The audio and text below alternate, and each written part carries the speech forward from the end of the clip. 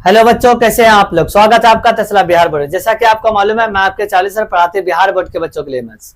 अभी चल रहा है चैप्टर नंबर 7 निर्देशांक ज्यामिति, जिसमें हम लोगों ने दूरी सूत्र पे सारे टाइप के क्वेश्चन और कंसेप्ट कर चुके हैं। लेकिन आज हम लोग पढ़ने वाले हैं विभाजन सूत्र। विभाजन सूत्र पढ़ने वाले हैं कि विभाजन सूत्र होता क्या है। विभाजन सूत्र होता क्या है, आइए, ये आपको पता ही है कि क्लास 10th गणित में चैप्टर नंबर 7 है ये, ठीक है। तो आइए, विभाजन सूत्र होता क्या है। इसमें डायरेक्ट हम लोग फॉर्मूला पढ़ेंगे क्या होता है। जैसे इसके लिए थोड़ा सा कंसेप्ट ले लेते हैं, फिर उसके बाद हम फॉर्मूला लेंगे। जैसे कि कोई एक लाइन है, क्या है, कोई एक लाइन है, ठीक है। और इस लाइन पर जो ये पॉइंट है, इसका बिंदु x1 और y1 है, और ये b जो है, इसका बिंदु का निर्देशांक x2 और y2 है, जैसे हम लोग दूरी सूत्र में करते थे, ठीक है। तो दूरी सूत्र में जैसे करते थे वैसे ही, लेकिन एक लाइन आया, ठीक है, क्या आया, एक लाइन आया और वो इस तरीके से इसको कट कर दिया। तो यहां पे जैसे कट किया, तो इसका कुछ ना कुछ पॉइंट होगा, जिस पॉइंट पे कटा, और उस पॉइंट का कुछ ना कुछ निर्देशांक होगा। क्या होगा, निर्देशांक होगा। उस निर्देशांक को हम लोग मान लेते हैं कि वो x और y है। क्या है, x और y है। लेकिन अब अगर बात करें तो यहां से लेके यहां तक का कुछ हिस्सा होगा, और यहां से यहां तक लेकर के कुछ हिस्सा होगा, है ना। कुछ तो बांटा होगा कि इतना मीटर इतना मीटर, तो ये एक अनुपात टाइप से बांटा होगा, ठीक है। तो यहां पे मान लेते हैं कि इसको कुछ भी अनुपात में 1 2 3 इस तरीके से मानते हैं। तो लेकिन हम लोगों ने माना कि m1 और m2 के अनुपात में इसको बांट दिया, ठीक है। तो तब यह फॉर्मूला आता है, इस तरीके का विभाजन सूत्र आता है और हमें मदद करता है ये वैल्यू निकालने के लिए। आपको क्या क्या रहेगा, ये जो a है इसका वैल्यू दिया हुआ रहेगा, और ये जो b है इसका भी वैल्यू दिया हुआ रहेगा, और m1 और m2 का भी वैल्यू दिया रहेगा, और बोलेगा जिस पॉइंट पर काटा है उस पॉइंट का निर्देशांक निकालिए, या कभी इसका वैल्यू छोड़ देगा, इसका दे देगा। अलग अलग तरीके से सवाल आपको दिया जा सकता है, ठीक है। तो फॉर्मूला कैसे निकालेंगे भाई, जो यहाँ पे P बिंदु था उसका निकालने के लिए वैल्यू एक्स वाई लेके, यहां जो m1 है इसको पहले लिखेंगे, ठीक। और ये x वाला है तो x के लिए फॉर्मूला लिख रहे हैं, तो m1 लिखेंगे तो x का वैल्यू 2 लिखेंगे गुना में, और फिर प्लस का साइन देंगे, फिर m2 लिखेंगे और x1 लिखेंगे, m2 और x1 लिखेंगे, और बाय में वो जो m1 और m2 जिस भी डिवाइड में करेगा उसको जोड़ देंगे। ये हमारा हो जाएगा x निकालने का फॉर्मूला। अब y निकालने का सेम, जहां पे x है वहां पे y, मतलब कि m1 y2 रख देंगे और m2 और y1 रख देंगे, और बाय में क्या लिखेंगे, m1 प्लस m2 सेम। तो यही है हमारा निर्देशांक निकालने का फॉर्मूला, जो विभाजन सूत्र का यूज करेंगे हम लोग, ठीक है। समझ में आया, कोई दिक्कत है। तो यही है हमारा विभाजन सूत्र के लिए फॉर्मूला, जो हम लोगों ने यहाँ पे आगे लिख रखा है कि कोई बिंदु एक रेखा को m1 और m2 के अनुपात में विभाजित करता है, तो इसलिए जो pxy होगा वो m1x2 प्लस m2x1, और बाय में m1 प्लस m2 और m1y2 plus m2y1 plus m1 plus m2 bye में लिखेंगे। ये आपका क्या हो जाएगा भाई, फॉर्मूला। तो इसी फॉर्मूले का प्रयोग करना है, और इस फॉर्मूले का प्रयोग करते हुए आप लोगों को क्या करना है, सवाल बनाना है, ठीक है। तो चलिए सवाल की तरफ। कह रहा कि बिंदु इतना इतना को जोड़ने वाली रेखा बिंदु किस अनुपात में विभाजित करता है। बिंदु इतना और इतना को जोड़ने वाली रेखा को बिंदु 1:6 में किस अनुपात में, क्या ही क्वेश्चन लिया है। उस बिंदु का निर्देशांक ज्ञात कीजिए। बिंदु इतना और इतना को मिलाने वाली रेखा को 2:3 के इसमें, चलिए ये वाला क्वेश्चन हम बनाते हैं, ठीक है। तो ये वाला क्वेश्चन है सेम क्वेश्चन, जिस पहला सवाल पे हूबहू क्वेश्चन डाला गया है। तो देखो सबसे पहले क्या करना है, एक लाइन बना लेना है, ठीक है, बना लिया। और इस लाइन में जहां पे और लिखा होगा उसको आप यहाँ पे लिखेंगे, मतलब -4 7, और यहाँ बी पर लिखेंगे 4 और -3। और आपको ये pxy निकालना है, लेकिन ये दिया हुआ 2 और ये दिया हुआ 3 अनुपात, ठीक है। तो बस कुछ नहीं, फॉर्मूला लगाइए। pxy का फॉर्मूला क्या होता है, वो होता है m1 x2 m2 x1 और बटे में m1 plus m2, comma m1 y2 m2 y1 और बटे में m1 प्लस m2। तो देखो m1 का जो वैल्यू है हमारा 2 है, रख दिया।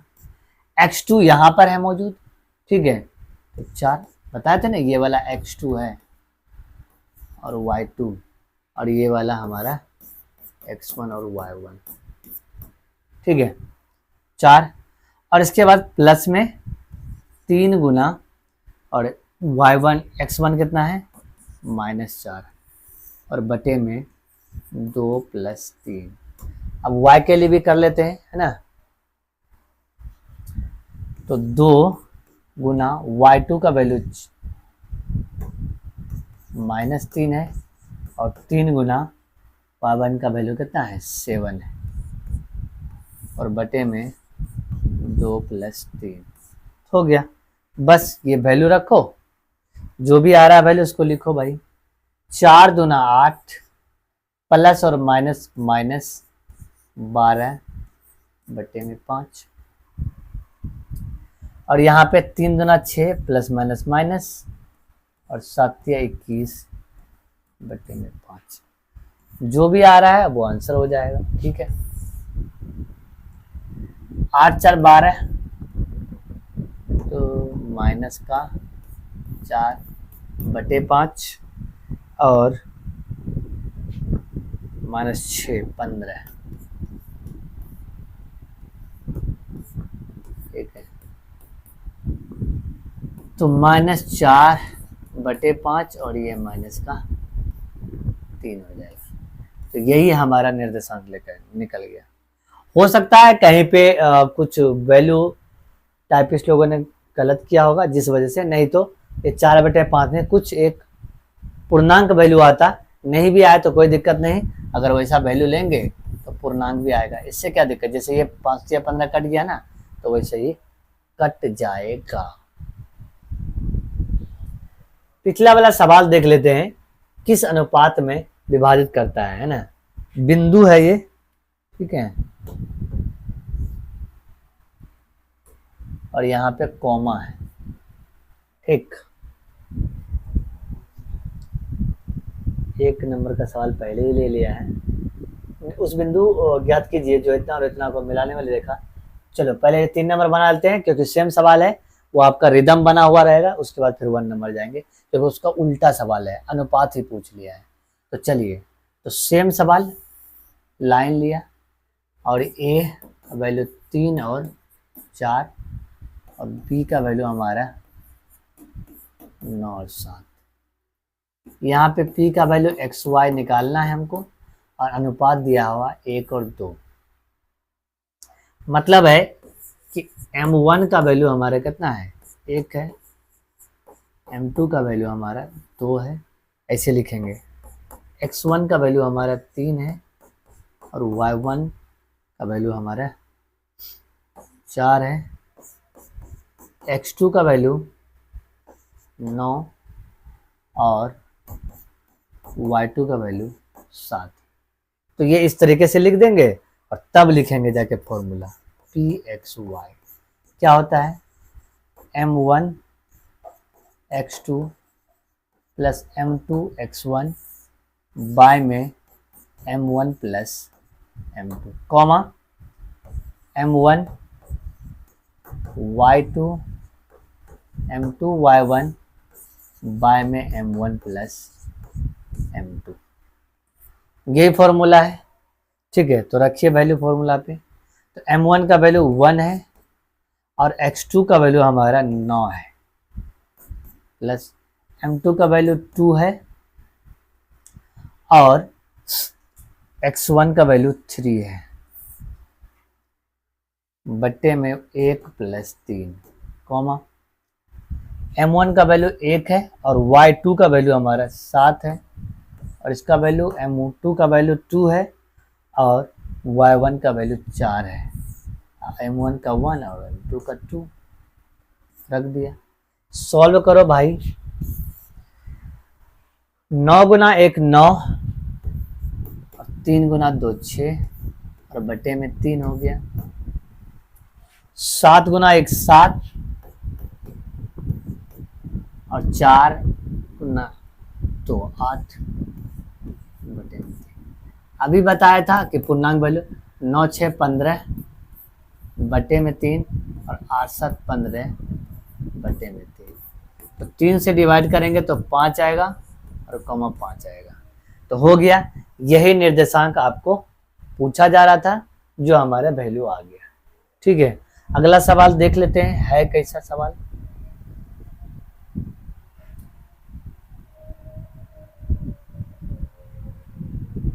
त्रिसम। ठीक है, ये त्रिसम से पहले हम लोग वही वाला सवाल कर लेते हैं जो पहला सवाल है, जो आप लोगों को लगता होगा कि मास्टर छोड़ क्यों दिया। लो, छोड़े इसलिए हैं क्योंकि इस बार वैल्यू क्या है, ये जो है दिया हुआ है -3 और 10। बोले थे और वाले को यहाँ लास्ट में रखना है, ए और बी के जगह। ठीक है, और यहाँ p का वैल्यू भी इस बार दिया हुआ है 1,6। बोल रहा है कि ये m1 और m2 का वैल्यू निकालिए। इसका वैल्यू m1 और m2 का वैल्यू निकालिए। तो चलिए निकालते हैं। m1 और m2 का वैल्यू निकालने के लिए आप लोगों को करना क्या होगा, डायरेक्ट जो वैल्यू दिया है उसको लिखो कि इस बार x का वैल्यू दिया हुआ 1 और y का वैल्यू दिया हुआ 6, x1 का वैल्यू दिया हुआ -3 और y1 का वैल्यू दिया हुआ 10 और x2 का वैल्यू दिया हुआ है 6 और y2 का वैल्यू दिया हुआ है 8। तो ये सब दिया हुआ है। तो हम लोगों को क्या करना है, हम लोगों को करना है कि m1 और m2 का वैल्यू निकालना है। तो बस कुछ नहीं, कोई भी एक फॉर्मूला लगाना है, x का या y का। क्या बोले, x का या y का। क्या फॉर्मूला होता है x का भाई, m1 x2 और m2 x1 बाय में m1 प्लस m2 और बराबर क्या होता है, x के बराबर। नहीं समझे, x बराबर ही तो यही होता है। तो इसको बस उल्टा लिखें क्योंकि x का वैल्यू दिया हुआ है। जिसका वैल्यू दिया रहता है, जिसका वैल्यू नहीं दिया रहता उसको लेफ्ट साइड में, जिसका दिया रहता है उसको राइट साइड में रखने की कोशिश करते हैं। उससे क्या होता है, आपके लिए कैलकुलेशन आसान होता है। ठीक है, हम लोग तो कैसे भी कर लेते हैं, आप लोग वहां पे गलत कर देते हैं। वो सब भी हम रिसर्च मार के बैठे हैं, जो चीज आप गलत करते हैं। ठीक है, क्या भाई, m1 का वैल्यू तो मालूम है नहीं, लेकिन x2 का वैल्यू मालूम है। वो कितना है, 6 है। तो 6, m2 का वैल्यू मालूम तो है नहीं, लेकिन हमको x1 का वैल्यू मालूम है -3 और बटे में m1 प्लस m2 रख देंगे। और वैल्यू क्या है हमारा x का वैल्यू रखो, x का वैल्यू हमारा 1 है। बस इसको सॉल्व करो और आंसर आ जाएगा। तो 6m1 प्लस और माइनस 3m2 और बाय में m1 प्लस m2 और बराबर 1। अब देखो इसका बट्टे में कुछ नहीं तो 1 और क्रॉस में मल्टीप्लाई कर देंगे, गुना कर देंगे। तो क्रॉस में गुना करो भाई, उधर भेजो। तो उधर जैसे भेजोगे तो 6m1 माइनस 3m2 और गुना में हो जाएगा m1 प्लस m2। जो m1 है उसको इस साइड लाना है और m2 को उस साइड भेज देते हैं। जैसे 6 ऐसा करते हैं, अगला पेज ही लेते हैं। 6m1 माइनस 3m2 और m1 प्लस m2। तो 6m1 रहने देते हैं और उधर से m1 लाते हैं, और ये m2 इधर ही रहेगा और ये प्लस बन जाएगा आकर के 3m2 का। जो भी वैल्यू है m2 को राइट साइड में और m1 को लेफ्ट साइड में हम लोग लेके चलेंगे। ठीक है, तो 6m1 घटेगा भाई, 6m1 में 1m1 जाएगा तो 5m1 बचेगा, और ये 4m2 हो जाएगा। तो यहाँ पे m1 को रखो और ये गुना में इधर आएगा तो भाग में बनेगा। ठीक है, और इधर 4 रहने दो, ये 5 को उधर भेजेंगे तो ऐसे। तो देखो m1 का वैल्यू क्या आ गया, m1 रेशियो m2 का जो वैल्यू आया 4:5। तो यही अनुपात पूछ रहा था, जो हमारा आंसर हुआ। ठीक है, 3 सवाल हो गए। तो ये सवाल थे आपके, ये मैंने बना दिया है। अब हम लोग को देखना है ये सवाल क्या है। तो ये क्वेश्चन देखते हैं, बिंदु ए 2 - 2 और बिंदु बी -7 और 4 को जोड़ने वाले रेखाखंडों को समतली विभाजित करने वाले बिंदुओं का निर्देशांक ज्ञात कीजिए।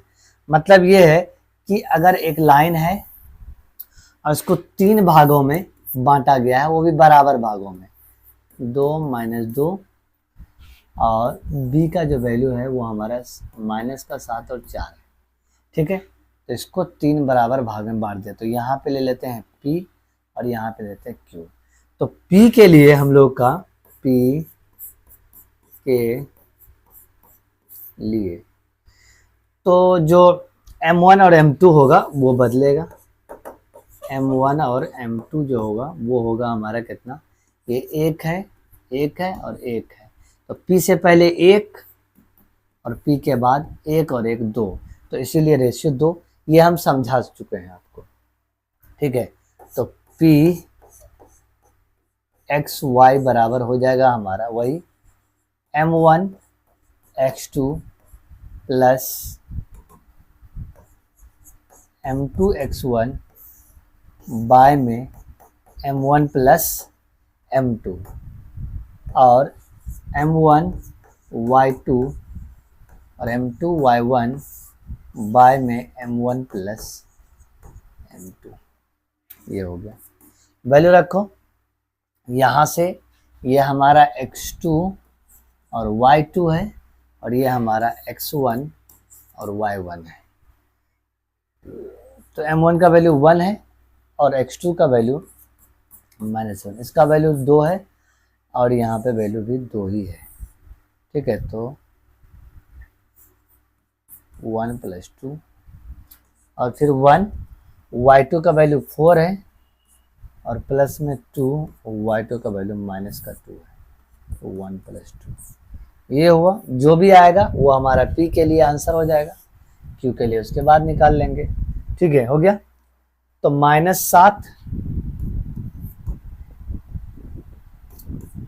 + 4 बटे में 3, और यहाँ से 4 और -4 बटे में 3, तो -3/3 हो गया और ये 0/3 हो गया। ठीक है, तो -3/3 हुआ तो -1 आया, और ये 0 को डिवाइड करेंगे तो 0। तो P के लिए -1 और 0 आंसर हो गया।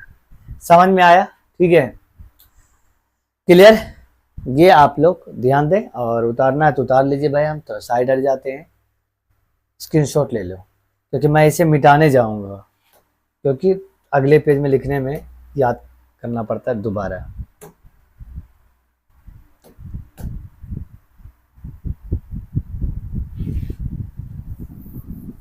ये हम लोग का हो गया। ठीक है, आराम से मिट गया।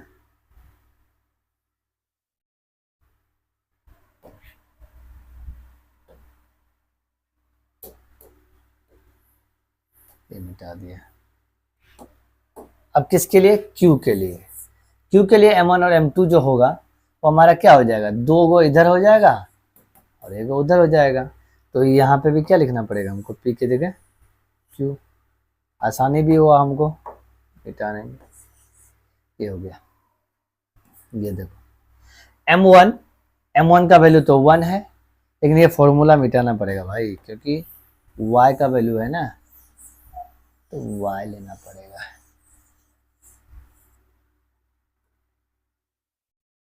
क्यों y लेना पड़ेगा,